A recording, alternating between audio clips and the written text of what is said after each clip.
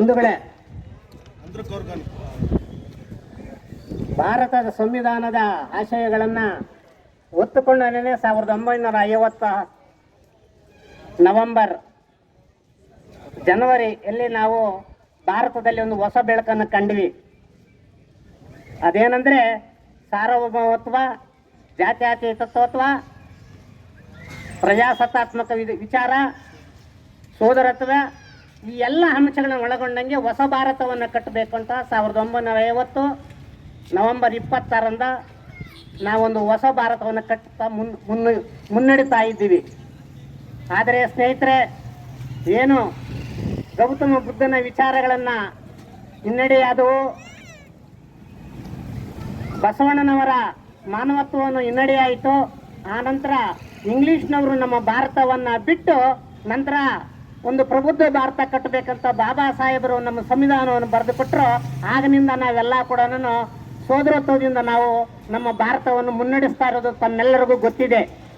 ಆದರೆ ಇದೇ ತಿಂಗಳು 6ನೇ ತಾರೀಕು ಸುಪ್ರೀಂ ಕೋರ್ಟ್ನ ನ್ಯಾಯಾಲಯದಲ್ಲಿ ನಮ್ಮ ಸುಪ್ರೀಂ ಕೋರ್ಟ್ನ ನ್ಯಾಯಮೂರ್ತಿಗಳಾದಂಥ ಗೌರವಾನ್ವಿತ BR ಗವಾಯಿರವರ ಪ್ರಥಮ ನ್ಯಾಯಾಲಯದಲ್ಲೇ ಒಬ್ಬ ಮನುವಾದಿ ಕ್ರಿಮಿ ಅವರ ಮೇಲೆ ಒಂದು ಎಸ್ತ ಒಂದು ಪ್ರಕರಣವನ್ನು ಇವತ್ತು ದೇಶಾದ್ಯಂತ ನಾವು ನೋಡ್ತಾ ಇದ್ದೇವೆ. ಆ ಒಂದು ಮನುವಾದಿಯ ಕ್ರೂರತ್ವನ ವಿರುದ್ಧವಾಗಿ ಇಲ್ಲಿ ಬಂಗಾರಪೇಟೆ ತಾಲೂಕಿನ ಎಲ್ಲ ದಲಿತ ಸಂಘಟನೆಗಳ ಮಾನವತಾವಾದಿಗಳು, ಮುಖಂಡರು, ವಿಶೇಷವಾಗಿ ದಲಿತ 70ರ ದಶಕದ ದಲಿತ ಚಳವಳಿಯ ಎಲ್ಲ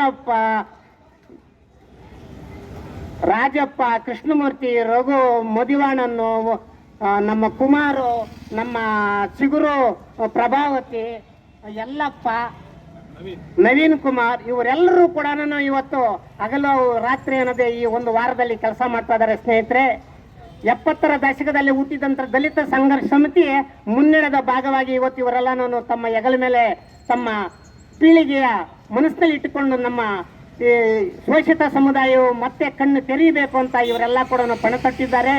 ನಾವು ಕೂಡ ಇದು ಮೈಸೂರಿನಿಂದ ಬಂದು ಈಗ ಇವರ ಬಂಗಾರಪೇಟೆ ತಾಲೂಕಿನ ನಾಳೆ ಕರೆ ಕೊಟ್ಟಿರ್ತಕ್ಕಂಥ ಬಂದ್ಗೆ ಯಶಸ್ವಿ ಆಗಲಿ ಅಂತ ನಾವೆಲ್ಲ ಕೂಡ ಶುಭ ಕೋರೋಣ.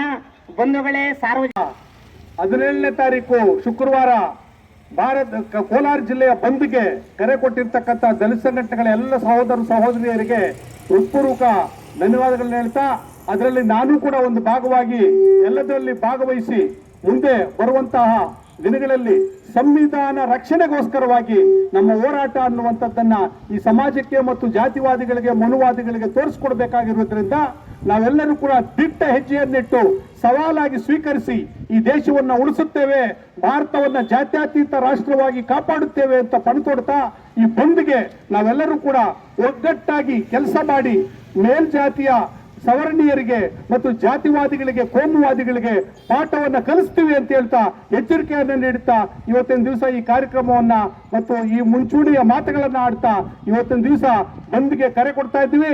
ತಾವೆಲ್ಲರೂ ಸಹಕರಿಸಬೇಕು.